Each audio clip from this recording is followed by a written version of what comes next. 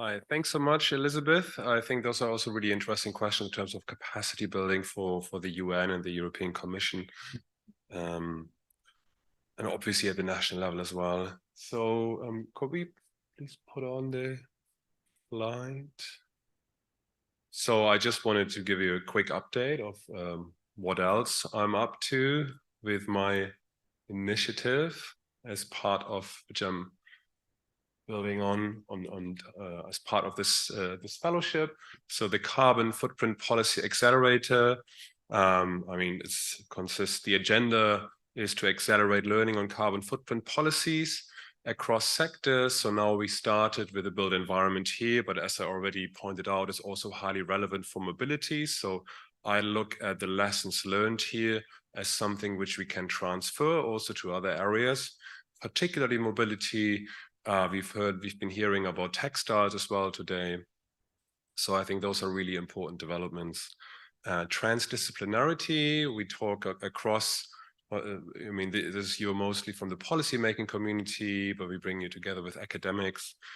And what I'm particularly interested in is to link your domain-specific expertise, all this expertise on industrial decarbonization, specific areas, on building sustainability with the high-level climate policy debate, because I think these developments are really promising, but they haven't been heard very much by people who, for example, look at geopolitics, and that's great that Rainer was here yesterday to link those perspectives, and also that heavyweight climate policy experts such as Michael Grubb was here, because in that community often people talk a lot about carbon pricing, really high level stuff, and they tend to ignore what happens in this, what is perceived to be a niche, the building sector, building sustainability. But this is really where what I think are really important developments and which you're pioneering. And I think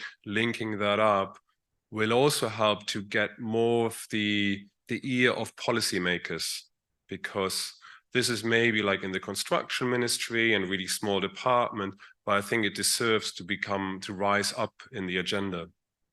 So we've got this event obviously in Potsdam. So I'm planning another workshop, a smaller workshop on international equity and international cooperation in Geneva early next year. Maybe have another conference in London later on. So there will be a website where we will document the results from this conference and also put up some of the videos. I'm planning some interviews with thought leaders. I'm looking at you here in the room, presentation of existing organizations to not try and compete with any of this, but to also showcase what's already happening in the space.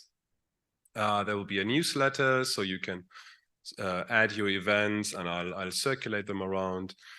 Publications, obviously, as an academic, I'm planning for academic journal articles, but also I'm just working with Rixt on a paper on optimal policy sequencing in this area. So we are planning a policy brief on that topic, and I'll also circulate something to you to hear your opinion on that.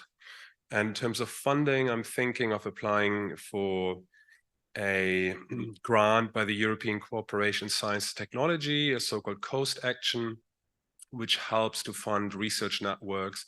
And I think it extends beyond Europe and can probably also involve some government partners. So if you're interested in that, let me know. And I think that could be a good way to keep this going and to meet again next year or in 2025.